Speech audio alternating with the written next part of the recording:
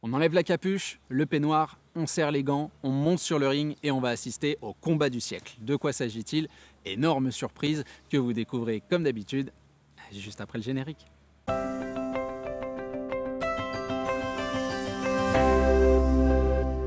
Salut à vous, c'est Jean-Baptiste de jbmarcy.com, ravi de vous retrouver aujourd'hui pour continuer à nos réflexions autour de votre reconquête amoureuse. Cette semaine, on s'intéresse au combat du siècle, celui qui a toujours lieu dans notre tête au moment de la rupture amoureuse et puis tout au long de la reconquête la plupart du temps également. Dans le coin gauche, on va retrouver le premier contestant, le premier combattant, à savoir l'instinct, la volonté de montrer à l'autre qu'on l'aime, qu'on est prête à faire tous les efforts possibles, de se jeter corps et âme dans la reconquête amoureuse sans véritablement réfléchir aux impacts de nos actions. Et de l'autre côté, son adversaire du jour, on a l'ego qui, lui, est plutôt fait de coercition, de volonté de s'affirmer, d'être dans quelque chose de plus punitif, de plus combatif, de plus coercitif. La grosse question, c'est lequel des deux adversaires allez-vous laisser gagner, parce que vous êtes un petit peu l'arbitre de tout ça, et un arbitre qu'on peut assez facilement entre guillemets soudoyer. C'est vous qui choisissez lequel des deux combattants va mettre KO l'autre. En tout cas, ce qui est sûr, c'est que la bataille va faire rage et qu'il n'est pas évident de dégager le meilleur des comportements à adopter tout au long de cette reconquête amoureuse. Du coup, deux parties dans cette vidéo que nous allons travailler ensemble. Et la première, c'est ce constat, c'est qu'on a véritablement face à nous des ennemis qui sont naturels.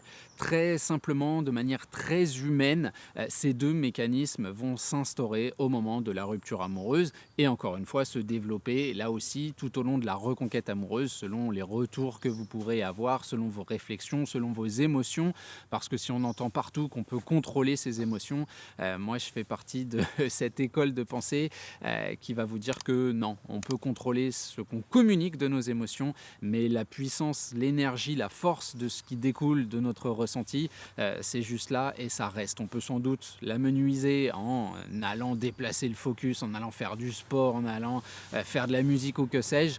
La peine, la douleur, la tristesse ou la joie, le bonheur, ça peut être aussi positif, sont malgré tout là, bien incorporés à notre système de pensée. Donc, comme je vous le disais, deux ennemis qui sont totalement naturels. Le premier qui est basé sur notre rapport à la perte, si vous voulez, et la première chose, c'est le réflexe, c'est effectivement l'instinct. C'est cette idée de quasi immédiatement se mettre à genoux, supplier l'autre, être dans l'extrême verbalisation, dans la promesse, dans cette vision du futur où immédiatement je comprends ce que j'ai fait et je suis prêt à suivre toutes tes recommandations, tous tes désirs, tous tes ordres presque, et ça nous donne des réflexes bien connus comme les fameuses lettres, comme les grandes discussions, ce que moi j'appelle la verbalisation si vous voulez, jusqu'à même des idées comme le chantage affectif où on est véritablement prêt à jouer toutes les cartes qu'on a dans sa main pour, dans ce cas-là, c'est même plus mener une reconquête amoureuse, c'est vraiment récupérer l'autre. On ne veut pas le laisser partir, on a l'impression qu'on nous retire une partie de nous-mêmes et que sans cette partie-là, on ne va pas pouvoir continuer à vivre. La vision du futur est quasi impossible, on n'imagine pas la possibilité de continuer à avancer. Il y a véritablement cette douleur, cette amputation de ce qui nous est le plus cher. Donc on comprend assez facilement que l'instinct va venir frapper à la porte et qu'on va avoir cette petite voix qui va être basée sur des réalités d'immédiateté.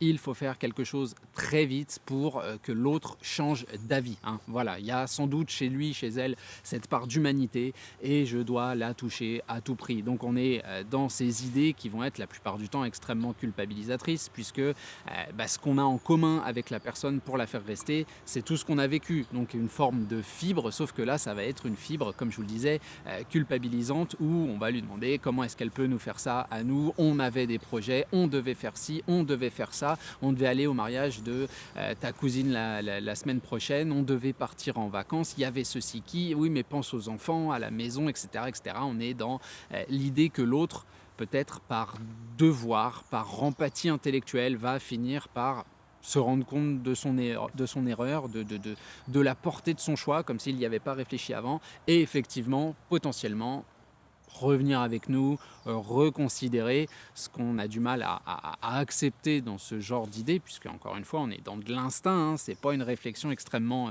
poussée. Ce qu'on a du mal à accepter, c'est que finalement, même si la personne nous disait bon bah d'accord, on se laisse une chance, la vraie chance c'est qu'on va se recracher dans quelques semaines, quelques mois, parce que cette idée en elle-même, revenir par dépit ou par acceptation d'un argument, ça ne crée pas d'amour, ça ne va pas enlever tout le processus de réflexion qui a été mis en relief, qui a été même digéré, j'ai envie de dire, par votre ex au moment où la première idée de rupture a germé dans sa tête. Hein. Et vous savez l'importance que j'attache à la différence entre la rupture amoureuse et la séparation, la rupture qui est déjà cette idée qui commence à être fomentée, et la rupture qui est l'annonce au moment où on vient vous le dire, ça a quand même déjà été mis en place de façon assez solide, avec un pacte qui est accouplé à tout ça. Donc l'instinct, la plupart du temps, il va complètement se casser les dents sur la protection, sur la force de la décision de la personne qu'on a face à nous. Et de l'autre côté, on a donc l'ego, qui est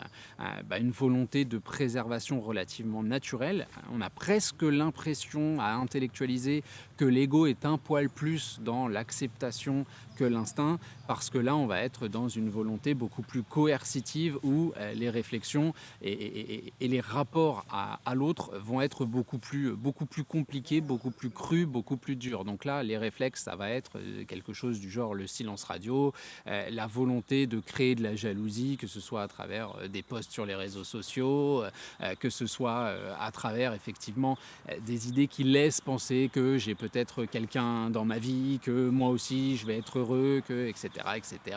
On est dans quelque chose de, là aussi, complètement pour moi stérile en termes de reconquête amoureuse, puisqu'on est en train d'essayer de rentrer dans un espèce de concours de celui qui est pas le moins sympa, mais qui a la meilleure vie et qui est capable de laisser l'espace à l'autre, mais sans démontrer aucune volonté finalement de se rapprocher. Donc ces idées-là de créer du regret chez l'autre, de le pousser à lui-même se rendre compte de son erreur pour qu'il revienne vers nous, mais sans argumenter, juste en mettant en relief une forme de prestance, une forme de je m'en foutisme.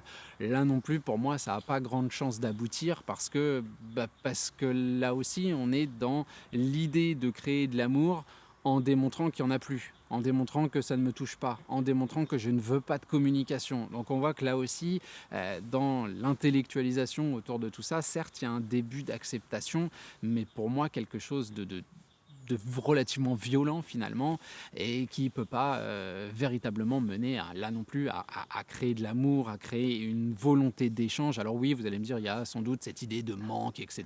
Je ne lui parle plus, donc il ou elle va revenir vers moi. Et ouais, d'abord, c'est extrêmement rare.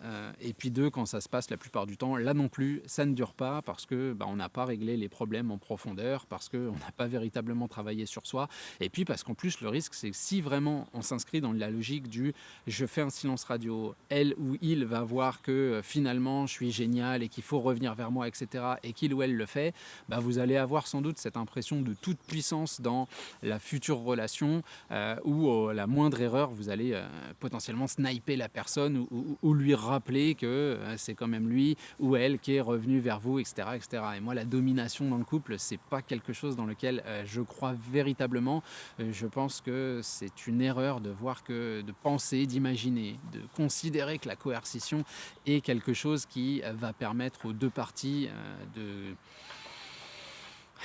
prendre plaisir tout simplement dans le couple, dans le quotidien.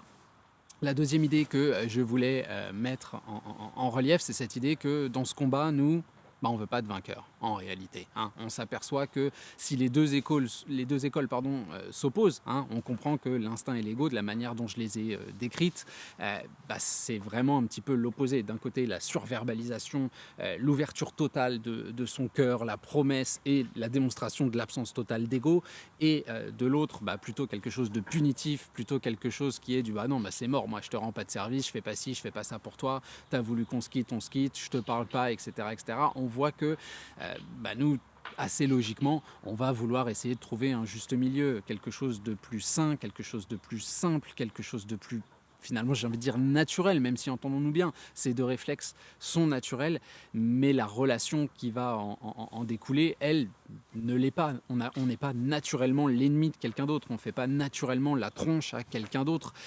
Moi, je suis plutôt basé sur le respect de la relation qu'on a eue, le respect de la décision de la personne qu'on a face à nous, et l'idée qu'à partir de tout ça, dans le respect, il y a une possibilité d'échange qui soit effectivement souriante, qui soit dans la déculpabilisation, qui soit dans quelque chose qui ne pousse pas à un engagement incroyable de la part de votre ex, ni de votre part à vous, parce qu'on sait qu'il y a quand même cette idée d'être capable de satelliser la personne qu'on a face à nous, de reprendre les rênes de notre quotidien, de travailler sur nous. Alors attention, hein, satellisation, ça ne veut pas dire qu'on ne lui parle plus jamais, bien évidemment, vous le savez, il y a le système crise qui est là pour ça, c'est sourire, ce dynamisme. J'ai vu un commentaire récemment qui me disait « Ah, mais dans ce cas-là, il faut uniquement trouver la perle dans mon environnement pour parler à l'autre ». Non, pas du tout, hein, quand on voit le système crise. Alors évidemment, ça dépend des relations, ça dépend du contexte, ça dépend de l'état global de la communication, mais si on a face à nous quelqu'un qui est plutôt apte à répondre, on n'a pas besoin d'aller chercher les perles et on n'a pas non plus besoin d'exagérer en envoyant des messages tous les jours. On veut être capable de se référer à des actualisations justement de cette fibre-là, des occurrences environnementales pour créer du sourire. Donc ça n'a pas besoin d'être incroyablement poussé, mais c'est quelque chose qui va déculpabiliser la personne qu'on a face à nous. Certainement, nous retirer un petit peu de pression aussi si on a des retours, parce que de se dire que j'arrive à vivre ma vie, à avoir du respect pour cette personne et à ce qu'elle m'en fasse preuve également à travers une communication où effectivement le focus est complètement dépassé, on est quand même dans quelque chose de plus intéressant. Donc nous, l'idée, c'est finalement d'intérioriser l'instinct, parce que comme je vous le disais, avec l'expression des sentiments, sera toujours là l'instinct, hein, cette idée d'aller à tout prix lui dire ce qu'on ressent, qu'on l'aime, etc. La volonté va être présente, mais ça on veut véritablement l'avaler, le digérer et bien le laisser dans l'estomac. Et puis d'un autre côté, on veut également affaiblir l'ego en se disant que même si je comprends que le fait d'avoir mal, de se venger, ça aide, hein, techniquement, c'est ce que j'ai fait, alors pas dans la violence, mais enfin un peu si quand même, verbal en tout cas, mais quand j'ai appris que ma compagne était avec quelqu'un d'autre, je l'ai un peu traité de tous les noms. Le jour même, si vous voulez, j'ai vite regretté parce que j'ai vu que c'était d'abord parce que je pensais, ce que je ressentais au maximum sur le moment, mais sur le moyen et long terme, c'est absolument pas les qualificatifs que j'ai utilisés, des choses qui lui collent à la peau ou qui la définissent. Je cherchais sans doute à lui faire mal parce que j'avais l'impression d'être trahi, etc. Et puis à force de réflexion, on s'aperçoit qu'on n'est pas trahi si on n'est même pas à l'affiche du film, hein, si vous voulez. Il n'y a pas eu de coup de couteau dans le dos, en tout cas absolument pas de manière volontaire. Donc il y a cette idée effectivement de limiter au maximum l'expression de cet ego-là. Est-ce que ça veut dire qu'on doit absolument tout accepter et se laisser marcher dessus? Non, j'ai pas dit ça non plus. Bien évidemment qu'on peut parfois faire attention à la manière dont on le fait, mais réagir. Mais pour ça, on a des armes beaucoup plus intéressantes que le conflit, notamment le sens de la répartie et le sourire. On peut presque tout dire, à condition d'être un petit peu habile avec le sourire. Il faut faire attention effectivement et se mettre à la place de l'autre au moment de recevoir un message, de recevoir un ou une pique. On ne peut pas par contre juste à chaque fois qu'on nous dit quelque chose ou qu'on n'est pas d'accord avec nous, exploser dans une colère noire. Mais la réalité de la reconquête amoureuse, c'est de voir, de comprendre que ce combat a lieu à l'intérieur de moi et de ne pas y prendre part, de prendre de la distance vis-à-vis de ça et de ne pas laisser ce qui se passe dans cette arène-là s'exprimer, notamment pas à la personne que j'ai face à moi, parce que la plupart du temps, ça donne quelque chose de relativement destructeur. Qu'on soit d'accord, qu'on soit pas d'accord, ça, j'ai pas de souci avec ça, mais je pense véritablement que pour avancer dans une reconquête amoureuse, il faut comprendre que le conflit, et j'ai envie de dire le conflit qui émane de nous, parce que injustice, parce qu'on nous a fait du mal, parce qu'on vit mal cette rupture, parce qu'on est triste, parce qu'on a mal, parce qu'il y a une perte, parce que qu'elle soit au niveau de l'amour, au niveau financier, mettre tout ça en exergue, que ce soit donc à travers de la coercition ou à travers de la supplication, mettre tout ça en exergue, ça va forcément créer quelque chose qui est de l'ordre de l'opposition intellectuelle. Et cette opposition-là, elle ne peut pas servir la cause d'une reconquête amoureuse. D'où l'idée du déplacement de focus, dont je parle absolument tous les jours, mais qui est excessivement importante. Voilà pour le combat du jour, j'ai envie de dire. Comme d'habitude, vous savez que vous avez les commentaires, vous avez le like qui est très important sur les vidéos. Je ne suis pas en train de le quémander, mais c'est vrai qu'on veut toujours grandir quand on est créateur de contenu, et le like permet donc à l'algorithme de YouTube de toujours nous faire remonter un petit peu les classements. Vous avez bien évidemment l'abonnement avec la cloche pour être prévenu au moment des sorties des vidéos, et vous avez toujours le fameux groupe VIP, le canal VIP. Il suffit de cliquer sur les boutons rejoindre qui sont à peu près partout sur la page de la chaîne, sur les vidéos. Il y a une petite fiche au-dessus, et puis normalement tout à la fin de la vidéo il y a même une petite carte qui apparaît, et là en cliquant dessus vous allez voir que vous pouvez rejoindre le fameux groupe VIP, et vous pourrez voir des vidéos absolument tous les jours, et même influencer sur leur création, sur les sujets qui sont traités. Voilà, il me reste à vous souhaiter une merveilleuse semaine, et on se retrouve jeudi prochain pour un prochain contenu. Salut à vous!